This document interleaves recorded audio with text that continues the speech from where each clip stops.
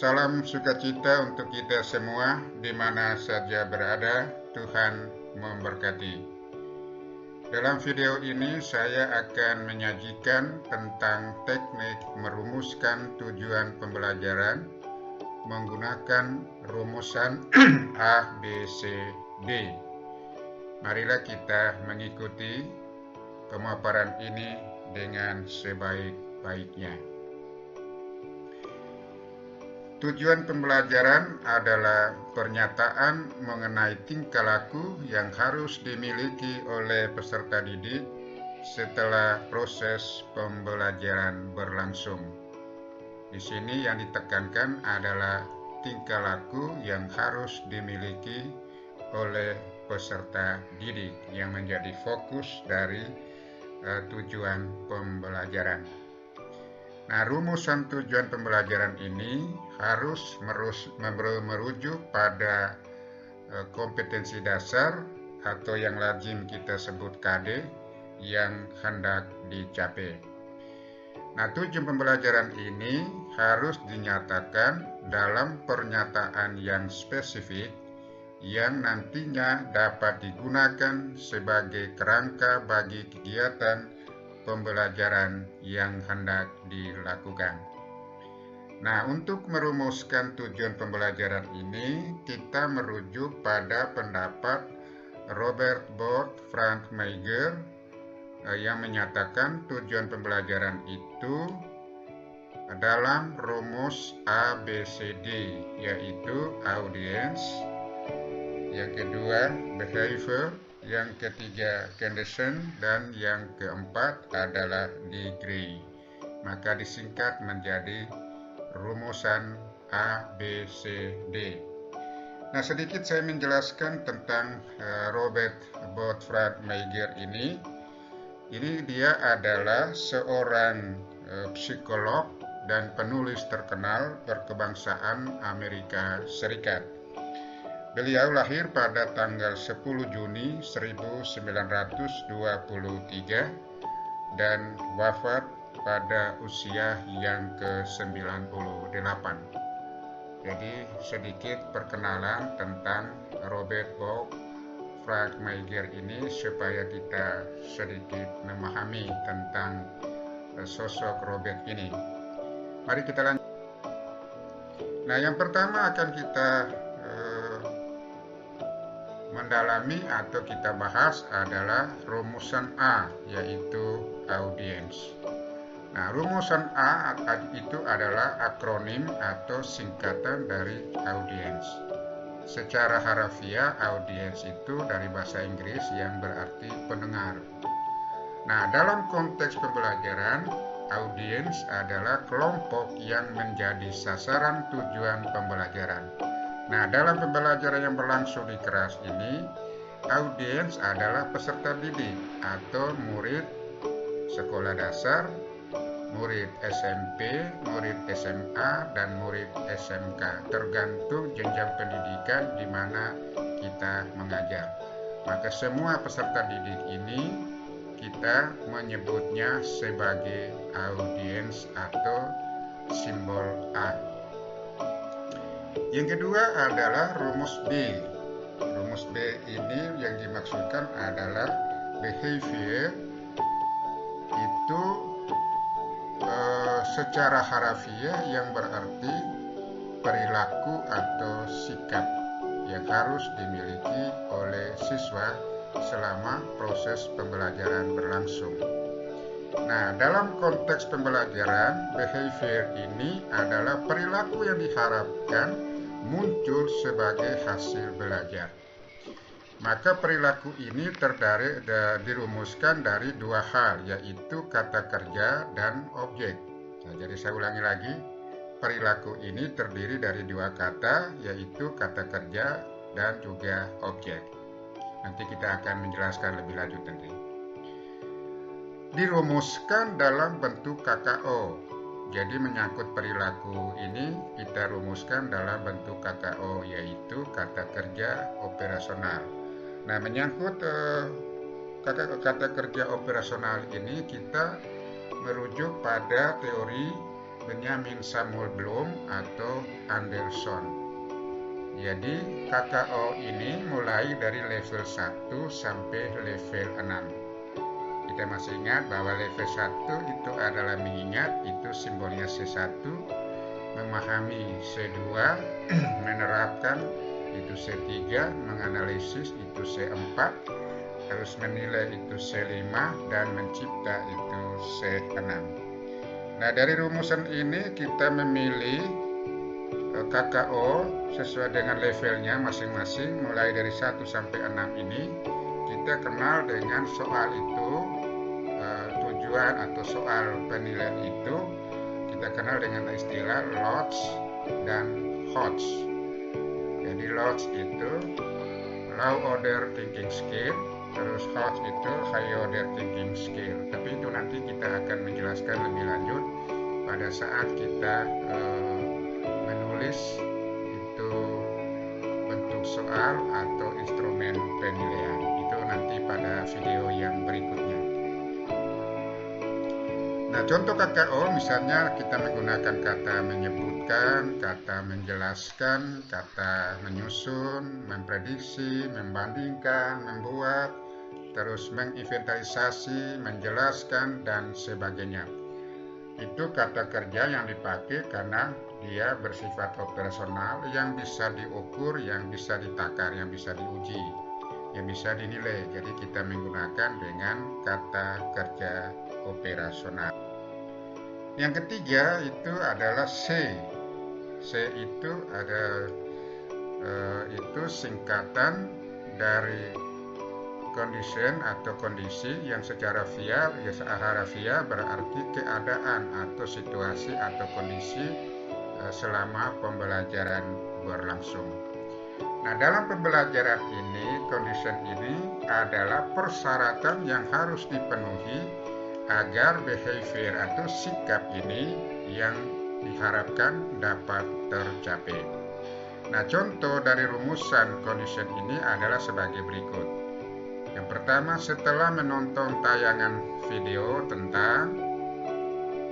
Yang kedua, setelah mengamati gambar atau foto tentang. Melalui diskusi kelompok tentang. Setelah melakukan inquiry dan discovery learning. Terus yang kelima, setelah melakukan problem based learning. Maksudnya dari kondisinya itu keadaan atau situasi itu maksudnya model pembelajaran atau metode pembelajaran yang dipakai oleh guru.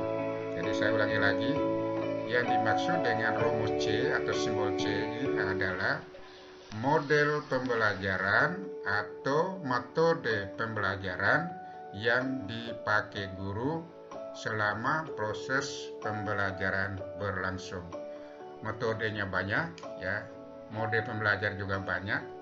Yang pokok, yang terpenting bagi guru adalah guru harus tahu cara kerja metode atau cara kerja model pembelajaran yang dipilih. Maksudnya cara kerja itu artinya langkah-langkah metode atau langkah-langkah model pembelajaran. Maka guru menentukan atau memilih model pembelajaran atau metode pembelajaran itu pertimbangan adalah karakteristik materi, bukan asal pilih, bukan berdasarkan suka atau tidak suka dari guru terhadap model pembelajaran atau metode pembelajaran, tapi pertimbangan adalah karakteristik dari materi yang akan kita ajar. Jadi kira-kira menurut kita guru melihat itu materi ini kira-kira cocok model pembelajaran yang mana atau metode yang mana. Ini yang dimaksudkan dengan rumusan C atau kondisi atau keadaan. Yang keempat itu D, itu degree. Nah, degree ini akan merupakan secara harafiah berarti derajat atau tingkat. Nah, dalam konteks pembelajaran ini, degree adalah tingkat penampilan yang dapat diterima. Nah, degree merupakan tingkat keberhasilan yang ditargetkan harus dicapai oleh siswa dalam mempertunjukkan perilaku sebagai hasil belajar. Nah, degree adalah batas minimal. Ya, saya tekan lagi, batas minimal tingkat keberhasilan terendah yang harus dipenuhi atau ditagih dalam perilaku yang diharapkan. Jadi, saya ulangi lagi, batas minimal tingkat keberhasilan terendah. Nanti kita akan memberi contoh nanti. Nah, contoh rumusan degree atau tingkat atau derajat dalam pembelajaran. Melakukan tanpa salah, nah itu. Jadi siswa dapat melakukan bla bla bla tanpa salah. Bisa juga siswa dapat memberi contoh dalam jumlah tertentu. Kita tentukan memang, misalnya 3 contoh, 2 contoh, 5 contoh, 4 contoh, dan sebagainya. Yang berikutnya, memberi jawaban pada tingkatan tertentu dan tingkatan-tingkatan ukuran keberhasilan lainnya. Ini yang disebut dengan degree atau tingkat atau derajat dalam proses pembelajaran. Nah, sekarang bagaimana aplikasinya dalam penyusunan tujuan pembelajaran menggunakan rumus ABCD. Nah, untuk merumuskan tujuan pembelajaran, hal yang pertama kali dilakukan adalah kita memperhatikan bunyi kompetensi dasar. Ini yang pertama. Nah, tujuan pembelajaran ini tidak boleh keluar dari kompetensi dasar atau berlawanan dengan kompetensi dasar. Ini kita sebagai guru atau calon guru perlu kita ingat bahwa ketika kita merumuskan tujuan pembelajaran itu harus berpatok atau bertolak dari kompetensi dasar, jangan sampai bertentangan atau membias dari rumusan kompetensi dasar. Nah, contoh, saya memberi contoh itu materi pertama kelas 7 ya. Pelajaran agama Katolik itu materi pertama kelas 7 itu Aku Citra Allah yang Unik. Nah, rumusan KD-nya sebagai berikut. Menemukan keunikan diri sebagai citra Allah yang baik adanya. Nah, ketika kita merumuskan tujuan pembelajaran, guru harus mampu menerjemahkan kata menemukan. Ya, kata menemukan ini diterjemahkan dalam rumusan KKO atau kata kerja operasional. Nah, saya beri contoh misalnya menginventarisasi, maksudnya supaya menemukan. Menjelaskan berarti menemukan, menyebutkan berarti menemukan. Artinya guru ini menerjemahkan rumusan KD yang menggunakan kata-kata yang umum, misalnya memahami, menemukan, terus ya kata-kata umum yang tidak operasional. Maka guru tugasnya menerjemahkan rumusan dari KD dalam bentuk KKO atau kata kerja operasional. Nah, rumusan tujuan pembelajaran sebagai berikut. Setelah menyimak bacaan kitab suci, maksudnya dari kitab Kejadian pasal 1 ayat 26 sampai 28, siswa dapat menjelaskan makna keunikan manusia sebagai citra Allah dengan benar atau dengan tepat. Tujuan kedua, melalui permainan tentang membuka kado dari Tuhan. Ini semua guru agama pasti tahu karena di dalam buku guru dan buku siswa itu ada permainan yaitu membuka kado dari Tuhan. Siswa dapat menyebutkan kelebihan dan kekurangan yang ada dalam dirinya minimal 5. Maksudnya kelebihan 5, kekurangan 5 itu kita sudah memberi batas ya. tergantung guru, bisa jadi 5, bisa jadi 3, bisa jadi 2 atau 4, itu tergantung guru. Minimal 5 supaya dia menyebutkan kekurangan dan kelebihan. Yang ketiga, setelah menyimak penjelasan guru tentang cara bersyukur diriku unik sebagai citra Allah, siswa dapat menulis doa syukur dengan tepat. Maksudnya kalau tepat ini maksud sesuai dengan tema, ya, sesuai dengan materi yang baru kita ajarkan. Dia menyusun doa syukur. Jadi doa itu temanya syukur, tapi menyatakan tepat atau benar itu apabila dia memahami betul tentang pengertian diriku unik atau aku sebagai citra Allah yang unik. Nah, sekarang kita menganalisis setiap rumusan tujuan tadi. Saya memberi contoh ada 3 rumusan tujuan. Sekarang kita menganalisis menggunakan rumus ABCD. Kita lihat tujuan pertama. Tujuan pertama tadi, setelah menyimak bacaan kitab suci dari Kejadian pasal 1 ayat 26 sampai 28, ini kondisi. Ini kondisi. Setelah menyimak bacaan kitab suci dari Kejadian pasal 1 ayat 26 sampai 28. Yang kedua, siswa, ini peserta didik. Dalam tujuan ini yang menjadi peserta didik adalah SMP kelas 7. Siswa, ini audiens A. Dapat menjelaskan makna keunikan manusia sebagai citra Allah. Ini B. Nah, ini B.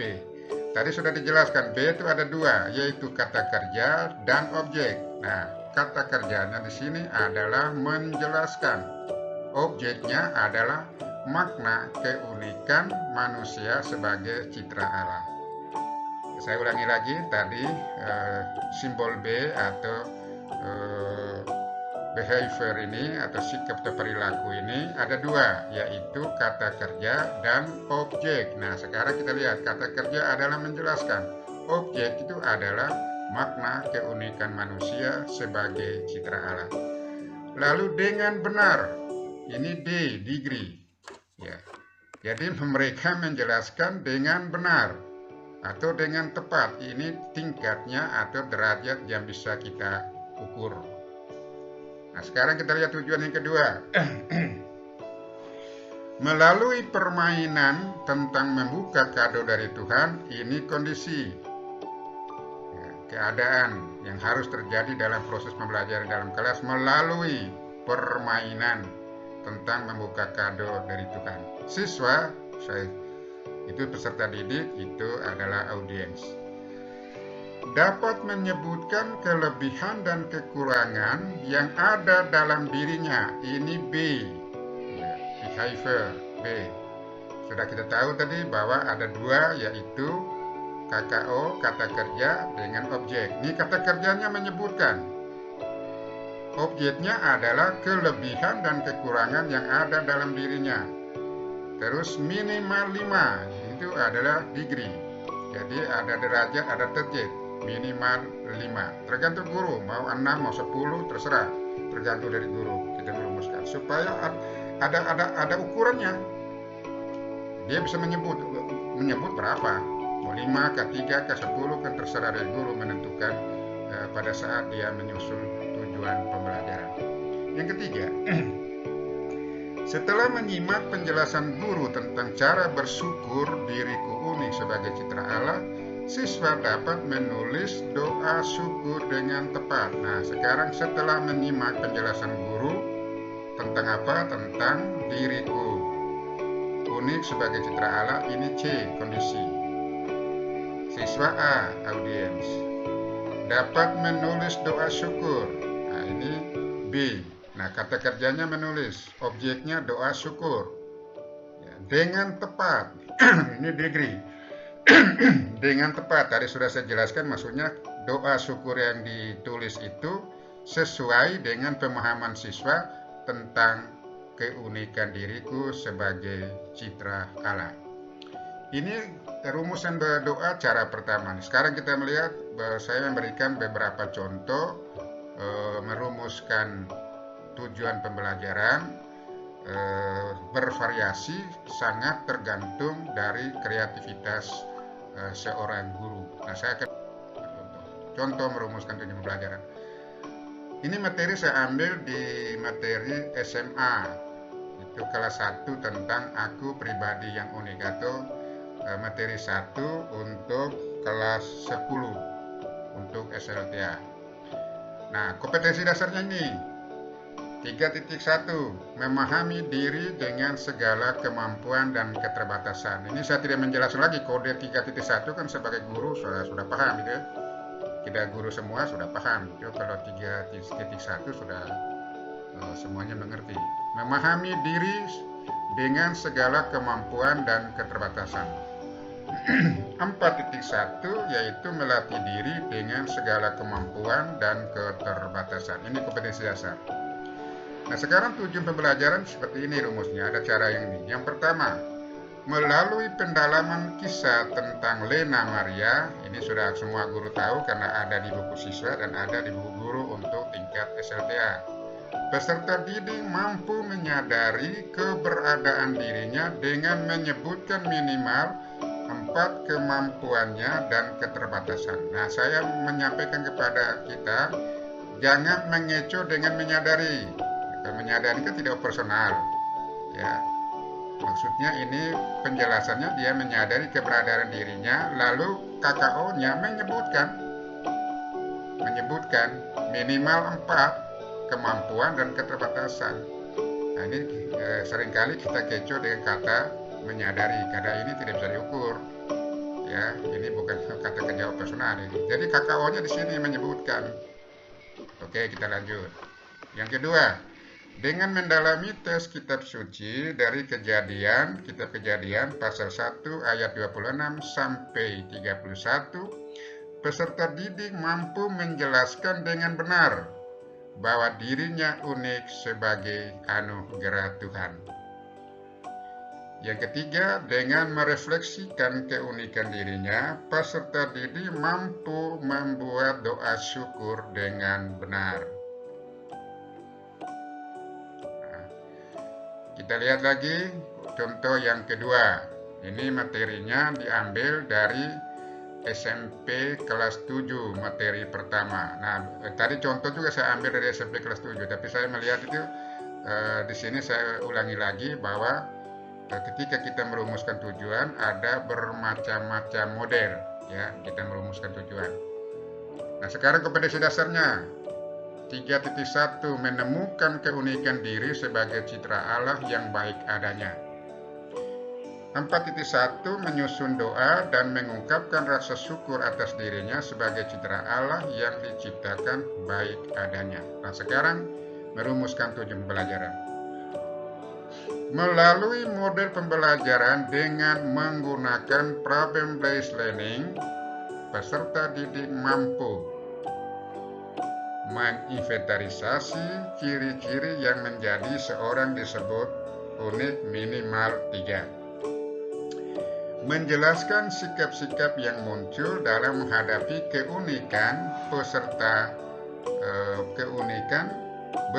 dampaknya pada tingkah laku dengan benar.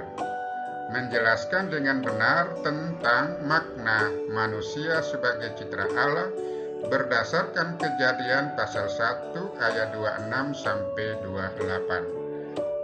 Yang keempat, menyusun doa tertulis yang mengungkapkan syukur karena diciptakan Allah unik adanya.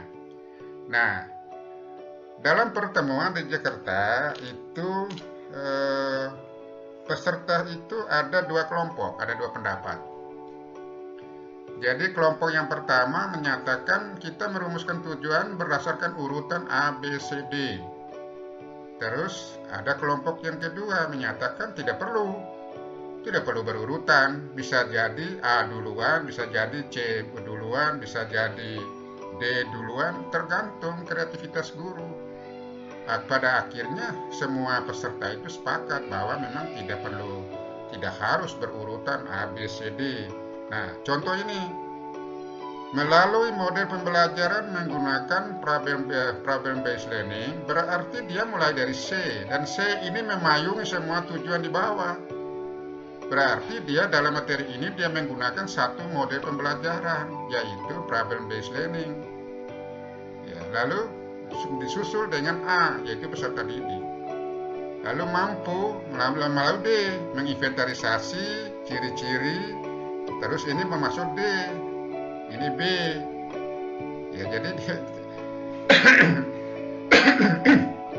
jadi tidak selalu berurutan, tergantung kreativitas guru bagaimana dia merancang tujuan pembelajaran, memenuhi rumusan A, B, C, D. Ya, tergantung dia mulai dari C, mulai dari B, mulai dari D, itu tergantung dia kreativitas guru merancang rumusan tujuan pembelajaran. Nah, yang tadi contoh yang pertama itu per item menggunakan apa, metode apa, model pembelajaran apa. Tapi ada juga satu model pembelajaran tapi untuk semua tujuan. Boleh.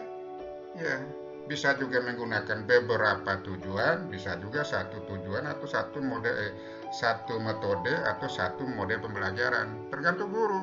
Bukan tergantung guru, tergantung karakteristik materi yang akan diajar. Maka guru memilih model pembelajaran atau metode itu tidak berdasarkan laik dislike, suka tidak suka, tapi pertimbangannya adalah karakteristik materi. Oke, saya kira untuk penyajian saya demikian.